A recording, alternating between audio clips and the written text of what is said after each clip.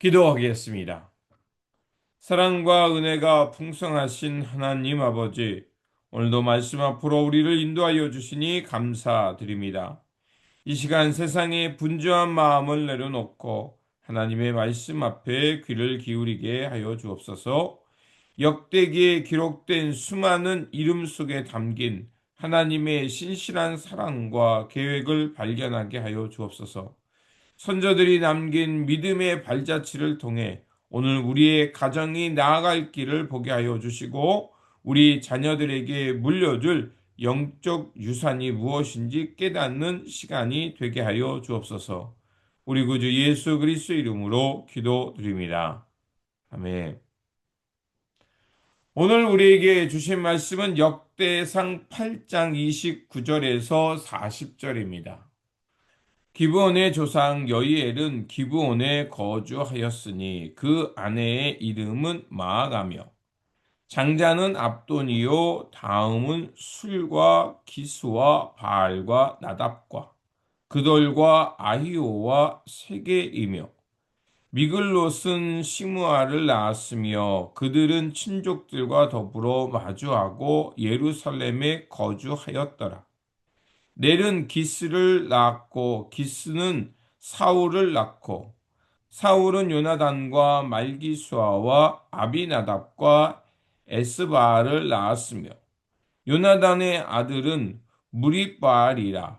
무리바알은 미가를 낳았고 미가의 아들들은 비돈과 멜렉과 다레아와 아하스이며 아하스는 여호아따를 낳고 여호아따는 알레멕과 아스마웻과 시므이를 낳고 시므리는 모사를 낳고 모사는 비느아를 낳았으며 비느아의 아들은 라바요 그의 아들은 엘르아사요 그의 아들은 아셀이며 아셀에게 6 아들이 있어 그들의 이름은 이러하니 아스리감과 보그루와 이스마엘과 스라야와 오바댜와 하나니라.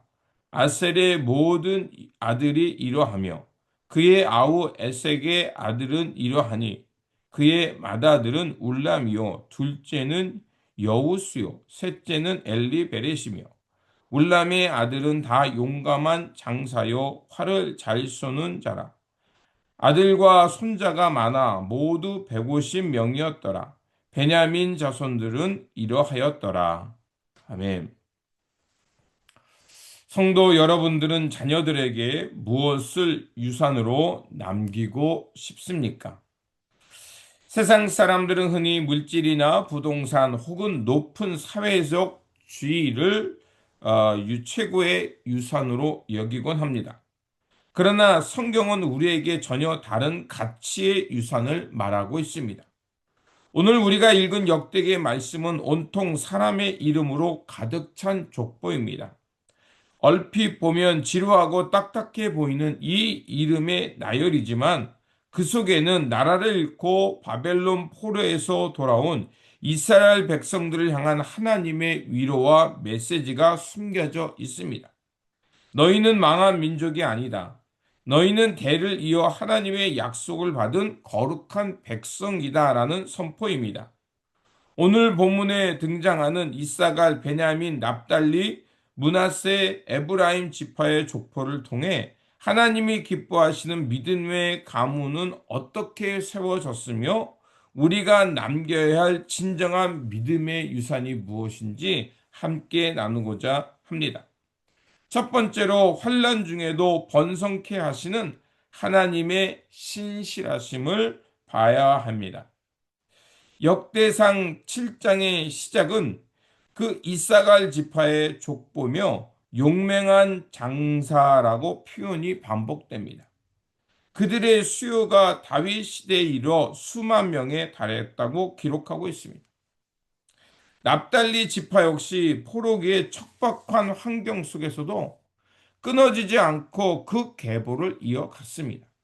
이 지파들이 번성할 수 있었던 이유는 그들이 잘나서가 아닙니다. 야곱과 모세를 통해 주신 하나님의 언약이 신실하게 성취되었기 때문입니다. 믿음의 가문은 내 힘으로 세워지는 것이 아닙니다.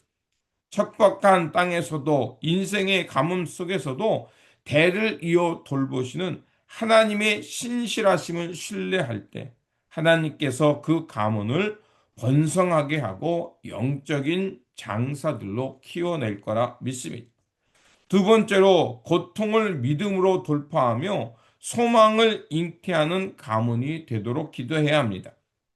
므낫세 지파의 족보에는 딸들에게 기업을 주는 독특한 은혜가 기록되어 있습니다.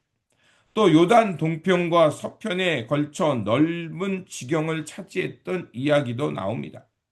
뒤를 이어 나오는 에브라임 지파의 족보에 가슴 아픈 사연도 등장합니다. 에브라임의 아들들이 가드 사람에게 약탈을 당해 죽임을 당한 것입니다. 자식을 잃은 에브라임은 슬퍼하며 여러 날을 울었습니다. 그러나 성경은 거기에서 끝나지 않았습니다. 하나님은 에브라임에게 다시 아들들을 주셨고 그 이름을 재앙을 만났다는 뜻으로 부리아라고 지었습니다. 인간의 눈에는 비극이었지만 하나님은 그 부리아의 가문에 훗날 이스라엘을 가나안 땅에서 인도하는 위대한 지도자 여호수아를 태어나게 하셨습니다. 믿음의 가문에도 고통과 슬픔은 찾아옵니다. 그러나 믿음의 사람들은 슬픔에 주저앉지 않고 하나님이 주실 소망을 바라보며 고통을 믿음으로 돌파한 것입니다. 당장 눈물이 변하여 내일의 여호수아를 낳는 그 기적의 가문이 되도록 우리는 소망을 갖고 기도해야 할 것입니다. 세 번째로 끝까지 남아서 교회를 세우는 영적 용사가 되어야 합니다. 역대상 7장과 8장에 걸쳐 가장 길게 그리고 자세하게 다루고 있는 족보 중에 하나가 베냐민 지파입니다. 베냐민 지파는 이스라엘 역사에서 거의 멸절될 뻔한 위기를 겪었던 지파입니다. 그게 사사기 20장에 나옵니다. 더욱이 이스라엘의 첫째 왕이었던 사울을 배출했으나 사울 왕의 범죄로 인해서 다윗에게 그 왕위를 빼앗기는 그 아픔을 겪었던 지파이기도 합니다. 인간적으로 보면 소외되고 무너진 가문이었습니다. 하지만 8장 40절에서 베냐민 지파의 후손들을 향해 다 용맹한 장사요 활을 잘 쏘는 자라라고 부르며 그들의 자손과 손자가 많아 150명이었다라고 축복하고 있습니다. 이들이 이토록 존귀하게 복된 결실이 될 수 있었던 이유는 이스라엘이 남북으로 갈라졌을 때 끝까지 믿음을 지켰던 다윗 왕조 유다 지파와 함께 성전을 지켰고 포로 귀환 후에는 예루살렘 성벽 재건하는 것에 중심에 섰기 때문입니다. 비록 과거의 허물과 아픔이 있을지라도 하나님의 구원의 역사와 교회의 공동체를 위해 끝까지 자리를 지키는 자들이 하나님은 영적 용사로 삼으시고 그 가문을 존귀하게 여기신다는 것입니다. 오늘 우리가 살펴본 지파들의 이름은 단순히 과거의 기록이 아닙니다. 환난 중에도 신실하게 역사하셨던 하나님의 은혜의 흔적이며 슬픔 속에서도 여호수아라는 소망을 길러내는 눈물의 열매이자 무너진 자리에서 일어나 성전을 지키는 영적 용사들의 훈장인 것입니다. 우리가 자녀들에게 물려줄 최고의 유산은 어떤 상황 속에서도 예배의 자리를 지키는 예배의 유산과 고난 속에서도 기도의 자리를 지키며 그 마침내 낙심을 이겨내는 기도의 유산과 하나님의 교회를 끝까지 사랑하고 충성하는 그 믿음의 유산인 것입니다.